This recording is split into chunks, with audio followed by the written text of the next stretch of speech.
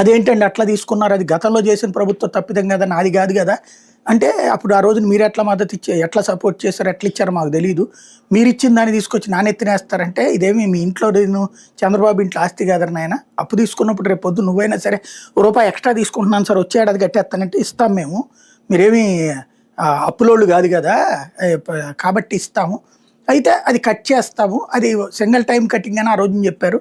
సరే వాళ్ళు గవర్నమెంట్ రాలేదు కాబట్టి నువ్వు కట్టాల్సి వస్తుంది అంటే, మరి అట్టయితే నాకు ఇక్కడ పెద్ద ఇబ్బంది అయిపోతుంది, ఏ పని చేయలేకపోతానంటే, సరే ఓ పని చెయ్యి, అప్పుడు 19,000 కోట్లు 20,000 కోట్లు అది 5 ఏళ్ల పాటు అడ్జస్ట్ చేశారు, తద్వారా ఏడాదికి 4 కోట్ల రూపాయలు చెప్పును కట్టుకునేటట్టు, తద్వారా ఆ 15,000 కోట్లు వెనక్కి వచ్చాక మళ్ళీ ఇతను ఇక్కడ సంక్షేమ పథకాలు చేసుకోగలిగాడు. అప్పట్లో జరిగింది అది 2019-20 మధ్యన జరిగినటువంటి తతంగం అది.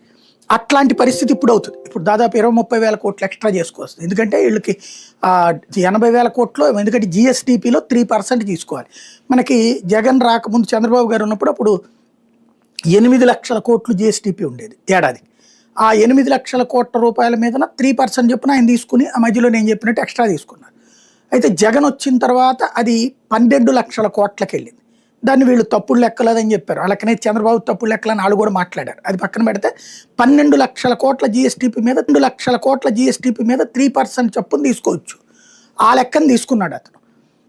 36,000 కోట్ల రూపాయలు చొప్పున తీసుకోవడానికి వీలుండేది. అందుకని ఆ 36,000 కోట్లు చాలట్లేదు కాబట్టి కొన్ని